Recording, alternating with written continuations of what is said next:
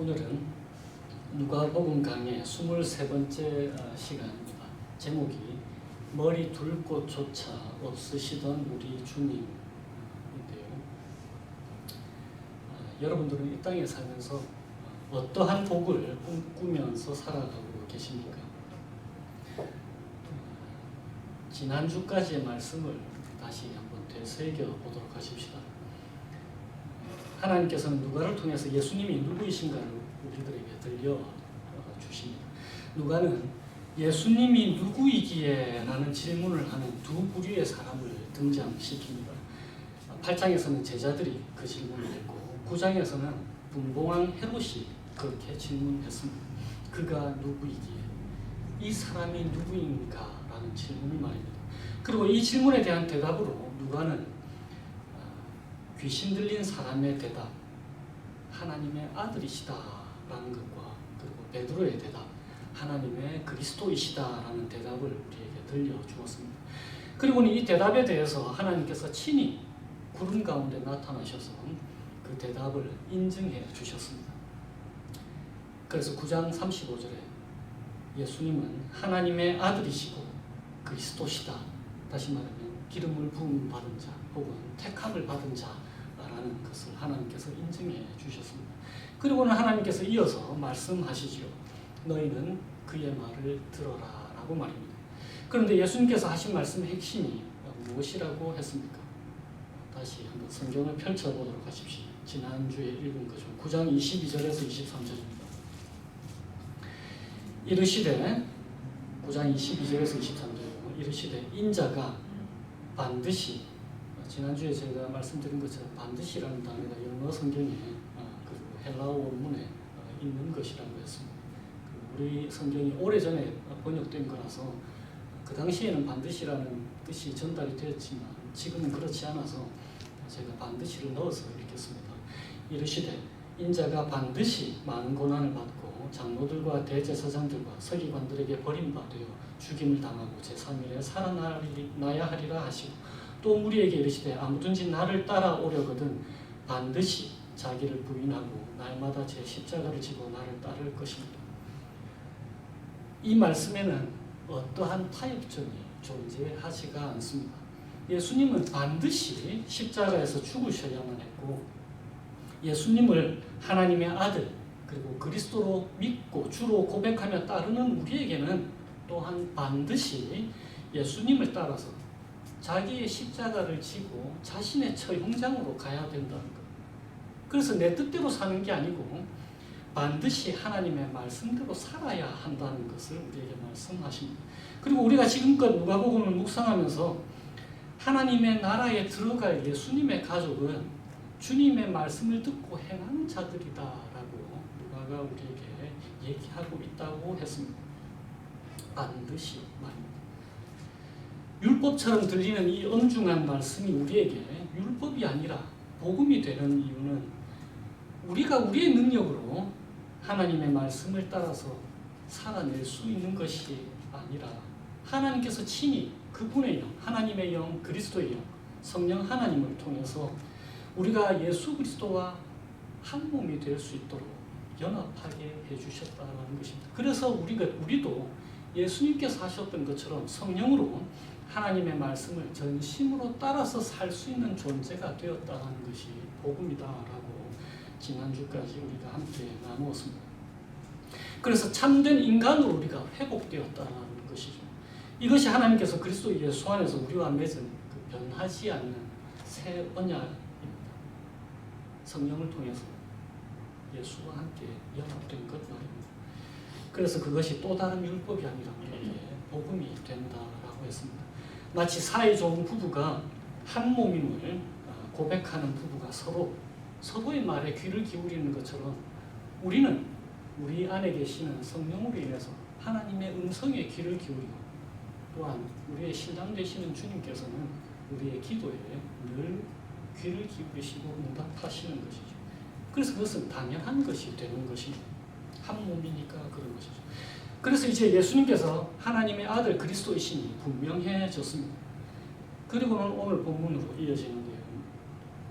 그 다음 날에 예수님께서 산에서 내려오십니다. 귀신 들린 아들의 아버지가 외치지요. 이 아들은 외아들이다. 자기에게 하나밖에 없는 아들이다 라고 하면서 간청을 합니다.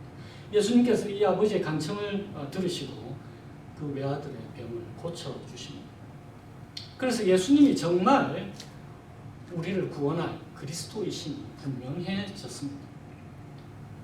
그런데 예수님께서 곧 이어서 말씀하시죠. 44절에 이 말을 너희 귀에 담아두라. 인자가 장차 사람들의 손에 넘겨지리라 라고 말씀하십니다.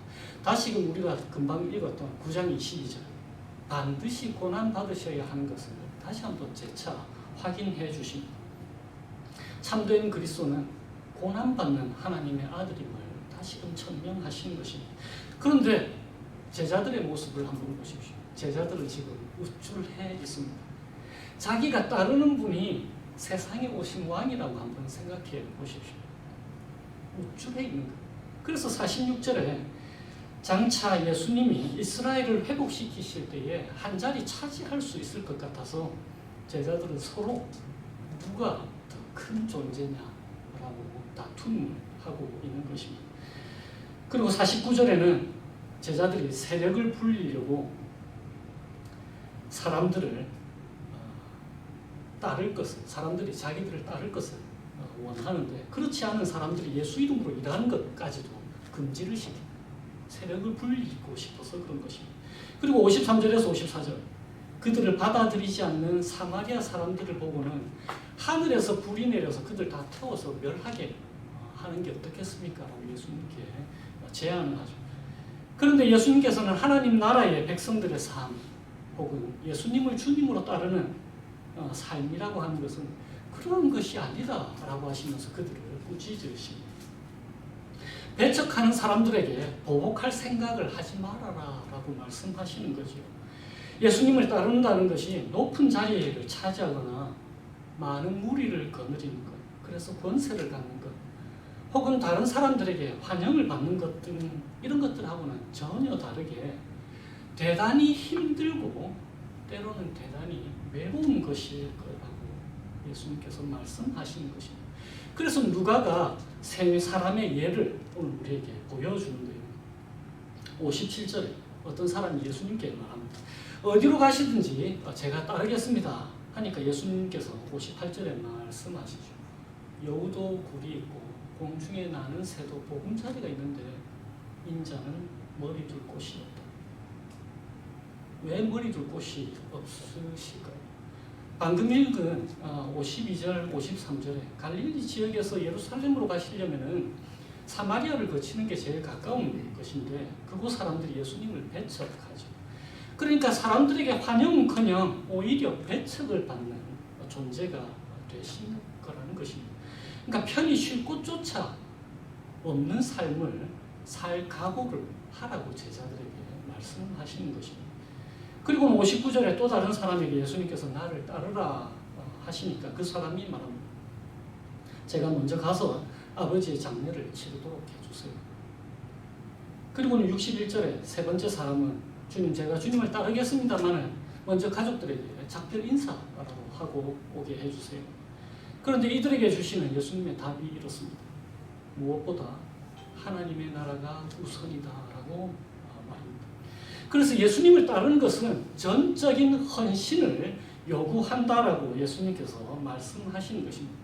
주님을 따르다 보면 때로는 되먹지도 않은 사람이라고 욕들어 먹을 수 있는 일들이 있을 수 있다라고 말씀하시는 거죠. 그래서 23절의 말씀을 다시 재확인하시는 것입니다. 반드시 자기를 부인하고 자기 십자가를 지고 날마다 주님을 따라가야 하는 것 말입니다. 그런데 이런 전적인 헌신을 어디에서 볼 수 있습니까? 누구에게서 이런 모습을 볼 수 있는가? 아무도 없어요. 그러니까 45절에도 예수님과 늘 함께했던 제자들도 그 말씀을 이해하지 못했다라고 말씀하고 있는 것입니다. 그러니까 우리 주님께서 머리 둘 곳조차도 없다라고 말씀하십니다. 가까이 있는 제자들조차도 예수님의 말씀을 이해하지 못하거든요. 그러니까 오늘 본문에서는 사마리아인들이 예수님을 배척한 것으로 직접적으로 묘사가 됩니다만은, 그러나 마음 중심에서는 예수님을 배척한 것은 그분의 제자들도 마찬가지라는 것입니다. 우쭐에 있는 제자들은 예수님이 방금 그렇게나 강조하셨던 반드시를 잊고 있는 것입니다. 하나님 나라는 반드시가 있다. 예수님은 반드시 십자가에서 죽으셔야 하고, 제자들은 예수님을 따라서 반드시 자기 십자가를 지고 죄악된 자신들의 처형장으로 가야 한다라는 것이죠. 그런데 제자들은 하나님 나라의 복음이 아니고 자기들의 나라를 세우고 싶어 하는 것입니다. 그리고 예수님을 전심으로 따르려고 하지 않는 제자들과 이 세 사람의 모습은 사실 오늘을 살아가는 우리들의 모습이기도 합니다. 우리는 예수님을 전심으로 따를 때에 겪게 되는 불편함, 그리고 어려움들, 그러니까 누가복음의 표현으로 얘기하면 날마다 자기를 부인하고 자기 십자가를 지고 예수님 따르는 것, 이런 불편함과 어려움들보다는 세상이 추구하는 것, 돈과 명예와 권력들을 차지하기를 원하지 않습니다. 우리는 하나님 나라를 위해서 사는 것보다는 나의 나라를 튼튼히 하고 싶어 합니다. 왜 그럴까요? 하나님의 나라에서는 하나님이 주인이시지만 나의 나라에서는 내가 왕이거든요. 우리의 이런 거짓된 모습, 전적으로 주님을 따르기를 거부하는 우리의 모습을 잘 표현하신 분이 계시는데요. 지금은 목사가 되신 분이십니다. 하덕규 씨를 혹시 아시는지 모르겠습니다. 오래전에 시인과 촌장이라고 하는 남성 듀오를 만드신 분이죠. 1988년에 가시나무라는 노래를 발표를 했는데요. 젊으신 분들은 조성모 씨가 리메이크한 노래 가시나무 노래를 아실 텐데요. 하덕규 씨가 이 곡을 작곡할 당시에 하나님의 말씀과 그리고 자신의 죄인된 실존 사이에서 생긴 갈등으로 인해서 고민을 하다가 가시나무 덩쿨 가운데서 피 흘리고 계신 예수님의 형상이 자기 머릿속을 스쳐 지나가는 것을 경험하고 바로 그 자리에서 곡을 쓰기 시작해서 10여 분 만에 이 곡을 완성했다고 합니다. 그 가사가 이렇습니다. 내 속에는 내가 너무도 많아 당신의 쉴 곳 없네. 내 속엔 헛된 바램들로 당신의 편할 곳 없네. 내 속엔 내가 어쩔 수 없는 어둠, 당신의 쉴 자리를 뺏고, 내 속엔 내가 이길 수 없는 슬픔, 무성한 가시나무 숲 같네. 내 속엔 내가 너무도 많아서 당신의 쉴 곳 없네. 주님께서 쉴 자리 없는 것을 이 노래를 통해서 표현을 한 것입니다. 우리 속에는 예수님을 밖으로 내모는 가시들이 참 많이 있습니다. 예수님을 전심으로 따르면 삶이 고달프고 위태로워질까 봐 주님 저리로 좀 가 계세요. 그런데 이런 삶에 대해서 예수님께서 뭐라고 하셨습니까? 우리들이 지난주에 함께 본 24절에 이렇게 되어 있습니다. 누구든지 제 목숨을 구원하고자 하면 잃을 것이다. 그리고는 25절에 사람이 만일 온 천하를 얻고도 자기를 잃든지 빼앗기든지 하면 무엇이 유익하리? 이렇게 자기를 잃거나 빼앗긴 모습이 어떤 모습일지를 보여주는 것이 바로 오늘 우리가 읽은 39절 말씀입니다. 귀신 들려서 참다운 인간의 모습을 잃어버리고 살아가는 이 아들의 모습 말입니다. 비참한 인생의 모습인 것. 그리고 이것이 사실은 어떤 면에서는 우리의 모습인 것입니다. 그런데 오늘 본문은 귀신 들려서 고통당하는 외아들을 고치고 싶어하는 안타까운 아버지를 우리에게 보여주는데요. 우리가 놓치지 말아야 할 것은 이 외아들은 사탄의 권세에 고통당하는 우리의 모습을 한편으로는 보여주시는 것이고, 또 한편으로는 애타게 부르짖는 이 외아들의 아버지는 우리를 향한 하나님 아버지의 마음을 보여주는 것입니다. 사탄의 권세에 고통당하는 우리를 구하시기 위해서 하나님의 외아들을 우리 위해서 십자가에 내어주신 하나님 아버지의 그 애끓는 사랑 말입니다. 그걸 우리에게 보여주는 거예요. 자신의 외아들, 그 자신의 모든 것을 다 내어주고서라도 우리를 구원해내고야 말겠다는 하나님의 은혜를 보여주는 것입니다. 반드시 그렇다라는 것입니다. 저희 집에 뒷마당에는 저희 집 개가, 니모가 먹이 사슬의 최상위 그룹에 속해 있는데요. 토끼와 다람쥐가 니모만 뒤뜰에 등장하면 다들 벌벌 떱니다. 그런데 토끼와 다람쥐도 피할 곳이 있습니다. 특히 다람쥐는 나무 위로 올라가면 위험을 피할 수가 있습니다. 그러나 우리 주님은 그럴 곳이 없으신 분이십니다. 왜냐하면 우리 주님은 반드시 사람들에게 고난을 받고 반드시 십자가에서 죽으셔야만 하니까 그런 것입니다. 그런데 그렇게 하셔야만 하는 이유는 그렇게 하심으로써 우리가 피할 곳이 있게 하시기 위함입니다. 바로 우리 주님의 품인 거죠. 깊은 사귐이 그를 따르는 모든 자에게 있을 것이라는 것을 우리 주님이 말씀하시는 것입니다.